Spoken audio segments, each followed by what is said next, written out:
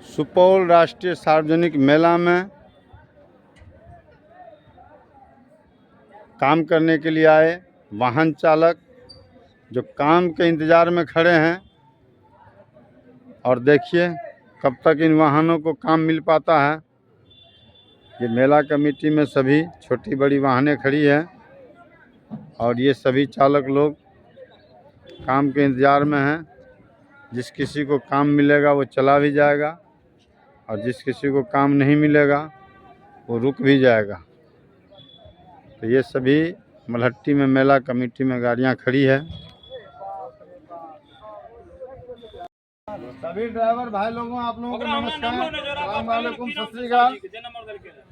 देखिए आज के समय में हम जितने भी ड्राइवर भाई लोग हैं वो सभी आदमी ये देखिए कि हमारा भारतवर्ष विकसित राष्ट्रों में से गिना जाता है। पहले विकासशील था, विकसित की ओर जा रहा है। तो हमारे देश में हर चीज़ विकसित होना चाहिए। सबसे बड़ी बात तो ट्रांसपोर्ट व्यवस्था विकसित होना चाहिए, उसको चलाने वाला ड्राइवर विकसित होना चाहिए, शिक्षित होना चाहिए और मजबूत होना चाहिए। तो हम जितने भी जगह आपको दिखाए हैं, त्रिवेणीगंज, जदिया, छातापुर, हमने सरकार को, सभी राजनीतिक दलों को, अपने लोगों को, शासन प्रशासन को दिखाया है कि हमारे विकसित भारत में हमारे ड्राइवर विकसित नहीं हैं, क्योंकि सरकार का इसके ऊपर कोई नज़र नहीं है और न ही इनके शिक्षा पर, न ही इनके व्यवसाय पर। आज जो हमारी हालात है हमारे देश के चालकों का, वो देखने योग्य है कि सरकार इसका सर्वेक्षण करवावे। और सबसे बड़ी चीज़ है कि जब तक पैसा साथ नहीं रहेगा तो कोई भी आदमी विकसित नहीं हो सकता, न शिक्षित हो सकता। पढ़ने के लिए भी पैसा चाहिए, खाने के लिए भी पैसा चाहिए और सभी चीज़ के लिए पैसा चाहिए। तो हमारे देश में पढ़ाया तो जाता है कि समानता का अधिकार है, लेकिन सही मायने में इतनी बड़ी असमानता है कि जिसका कोई लेखा जोखा नहीं है। आज अगर सरकार के छोटी से छोटी वाहनों को ड्राइवर चलाता है तो सबका मजदूरी 30,000, 40,000, 50,000, 60,000 है। जबकि हमारे इतने वाहन चालक हैं, देखिए जो भी वाहन चालक है छोटी से बड़ी गाड़ियों का, इसमें से किसी का भी वेतन 2,000, 4,000 से ज़्यादा नहीं है। देखिए भरा पड़ा है। ये सुपौल का मवेशी हाट है, इधर दिखाइए, हजारों की संख्या में वाहन है और ये सप्ताह में एक दिन हाट लगता है।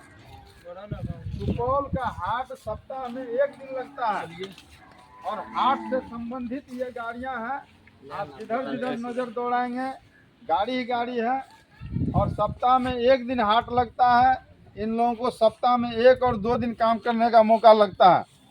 उस बीच में जो 200-400-500 रुपये कमा ले, क्या भाई लोग यही सही है? जो 200-400-500 रुपये कमा ले उसी में इनका जीवन यापन करना है, उसी से इनका जीवन चलेगा। तो हम निवेदन करेंगे सरकार से कि व्यावसायिक जो चालक हैं जिसका व्यापार सिर्फ ड्राइवरी करना है, उनको सरकार विधिवत तरीके से इनका लिस्ट बनवावे और जो हम लोगों की मांग पत्र है, व्यावसायिक ड्राइवर कल्याण समिति की जो मांग पत्र है, उस मांग पत्र पर सरकार ध्यान देते हुए और सरकार इनको योग्य बनावे। सबसे पहले वेतन में समानता का अधिकार दे। जैसे सरकारी संस्थानों में ड्राइवरों का वेतन है, उस कुछ बराबरी में इनका भी वेतन हो, क्योंकि शहर में नमक तेल से लेके जलावन चूल्हा गैस तक सब कुछ पैसों से खरीदा जाता है। जिस किसी के भी घर में 2, 3, 4 बाल बच्चे हैं, जिनका बाल बच्चा पढ़ता है, उनको कम से कम 20, 25, 30 हज़ार रुपये चाहिए, तब वो साधारण जीवन जी सकता है। क्या भाई लोग सही है? क्या सही है? और हमारे लोगों की मासिक आमदनी 2, 3, 4 हज़ार तक भी नहीं पहुंचता है। तो सरकार से बार बार निवेदन किया है कि सरकार सबसे पहले हमारे चालकों के लिए रोटी, कपड़ा और मकान जैसी मूलभूत सुविधा पर विचार करें। देश के जितने भी व्यावसायिक लाइसेंसीधारी चालक हैं उनकी सूची बनवाकर और एक ड्राइवर निधि योजना दे। जैसे किसानों को दिया जा रहा है वैसे देश के ड्राइवरों को दिया जाए, जिससे कि उसका जीवन चल सके। और सरकार इनको अपने मजबूत स्थिति में लाने के लिए एक पंचवर्षीय योजना आज तक सभी चीज़ों पर लागू हुआ। देश को जब भी विकास के रास्ते पर आगे बढ़ाया तो सरकार ने पंचवर्षीय योजना लागू किया। आज देश के करोड़ों ड्राइवर ये विकास के रास्ते पर चलने से बहुत पीछे हैं, क्योंकि इनकी मजबूरी है कि इनको न तो आमदनी है न ही काम है। तो सरकार इनके लिए रोटी, कपड़ा और मकान जैसी सुविधाओं पर व्यवस्था करे। आज हमारे चालकों की हालत देखिए कि ये गाड़ियाँ चलकर और चालक चलाकर अपने लिए घर नहीं बना सकता है। तो सरकार इनको आवासीय योजना चिन्हित करके दे। जितनी भी योजनाएं हैं उसमें ड्राइवर किसी भी योजना को नहीं ले पाता है, ना तो इनको जानकारी होती है, और किसी को जानकारी होती तो उसको फुर्सत नहीं होता। क्या भाई लोग, आप लोग को आवासीय योजना मिला है? नहीं। किसी को नहीं मिला है। शायद ही बिरले को एक आध ड्राइवर होंगे जिनको आवासीय योजना मिली होगी। तो सरकार लाइसेंस चिन्हित करके उनको आवासीय योजना दे। सरकार से निवेदन है कि आज जितनी भी आरक्षण की नीति लागू की गई है, सवर्ण का, दलित का, महादलित का, ओबीसी का, पिछड़े जाति का, अति पिछड़े जाति का, उस आरक्षण की नीति से क्या ड्राइवरों को कोई लाभ है? हम ड्राइवरों को उस आरक्षण की नीति से कोई लाभ नहीं है। ये लाभ सिर्फ स्टूडेंट पर लागू होगा जिनको सर्विस करना है। तो सरकार आरक्षण के तहत हमारे चालकों को आवासीय योजना दे, और साथ ही इनको विकास करने के लिए, इनको आगे बढ़ने के लिए सरकार बगैर कर मुक्त, ब्याज मुक्त इनको ऋण सुविधा दे, जिसपे ब्याज न लगे और ये अपने आप को विकास कर सके, आगे बढ़ सके। और सरकार से सबसे बड़ी निवेदन यह है कि जितनी भी राजनीतिक पार्टियां हैं, वो सत्ता पक्ष हो या विपक्ष, कभी भी इतने करोड़ों चालक के लिए लोकसभा, विधानसभा, राज्यसभा में कभी कोई चर्चा नहीं करता है। वो हमेशा अपनी चर्चा करेगा, वो विरोध की राजनीति पर चर्चा करेगा, विकास की नीतियों पर चर्चा नहीं करता है। उसे कोई मतलब नहीं है। देश के करोड़ों ड्राइवरों की कोई चिंता नहीं है। नॉमिनेशन से लेकर चुनाव तक सड़कों पर ड्राइवर धक्के खाते हैं, और जीतकर जब ये नेताजी कुर्सी पर जाते हैं तो इनके चमचे मलाई खाते हैं, ड्राइवर फिर भी धक्के खाते हैं। तो भाइयों, सबसे बड़ी बात है कि हमारे ड्राइवरों के लिए एक पंचवर्षीय योजना लागू हो और ड्राइवरों के विकास पर चर्चा हो, इनके व्यवस्था पर चर्चा हो। और सरकार से नम्र निवेदन है कि आरक्षण की नीति सरकार को लोकसभा, विधानसभा, राज्यसभा में दे। आज सरकार ड्राइवरों को आरक्षण के तहत सभी राज्यों से कुछ सीटें लोकसभा, विधानसभा, राज्यसभा की दे, जिसमें शिक्षित चालक जिसका 10-20 वर्षों का ड्राइवरी का अनुभव है, जो नेशनल में ड्राइवरी कर चुका है, ऐसे ड्राइवरों को उस सुरक्षित सीट से चुनाव में खड़ा किया जाए, और वो निर्विरोध जीतकर जब लोकसभा और राज्यसभा में जाएंगे तब समुचित रूप से देश के करोड़ों चालकों पर चर्चा हो सकेगा। क्या भाइयों, सही है क्या? सही है। लड़ना है। तो इसलिए सरकार अगर आरक्षण की नीति पर काम कर रहा है तो सरकार ड्राइवरों को आरक्षण दे। आज जितनी भी सरकारी सर्विस है उसमें महिलाओं को 50% का आरक्षण दिया गया है। तो सरकार आरक्षण की नीति ड्राइवरों के लिए लोकसभा, राज्यसभा और विधानसभा में दे।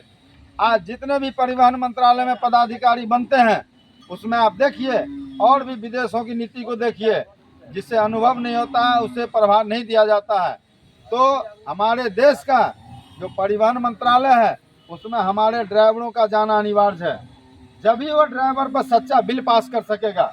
क्या भाई लोग, सही है? सही है। आज ड्राइवर हमारा थका हुआ आता है, कहीं पर सो जाता है। अभी एक ड्राइवर का बल्ला चोरी हो गया, किसी का मोबाइल चोरी हो जाता है। जहाँ पे ये गाड़ियाँ सबसे ज़्यादा टैक्स देश में हमारा मोटर विभाग देता है, और इसके सुरक्षा के लिए सरकार को कोई व्यवस्था नहीं है। आज हाईवे पर देखिए, जगह जगह डीजल चोरी कर लेते हैं। इतनी महंगी डीजल चोरी करने के बाद गाड़ियाँ जगह पर खड़ी हो जाती है, शीशा को काट के मोबाइल निकाल लिया जाता है। क्या सही बात है? सही बात।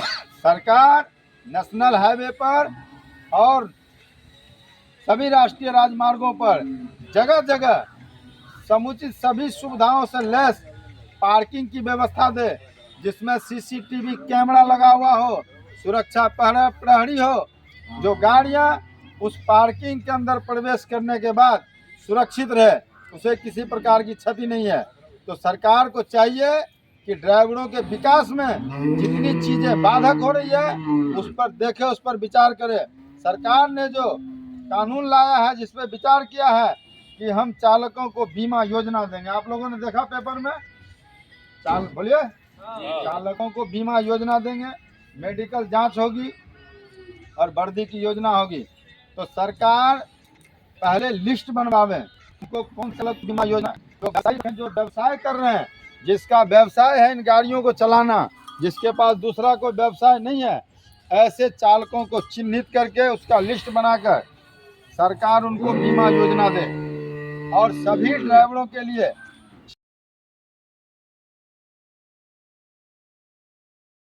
ये सभी छोटी छोटी गाड़ियां सुपौल मलहट्टी में है, मेला कमेटी में है, जो काम के अभाव में देखिए खड़ी है। बहुत मुश्किल से ही इनको काम मिल पाता है और सैकड़ों की संख्या में गाड़ी काम के इंतज़ार में रहता है और बड़ी मुश्किल से इनको सप्ताह में 1-2 दिन काम मिलता है। इसलिए इन चालकों की स्थिति जो है ना, दयनीय है। इस पर ध्यान देने योग्य बात है कि कैसे चालकों की स्थिति सुधरे।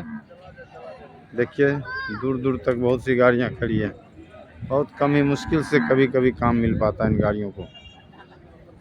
देखिए सुपौल का ये मलहट्टी है और इसलिए सरकार को ज़रूरी है इन चालकों पर योजना बनाने की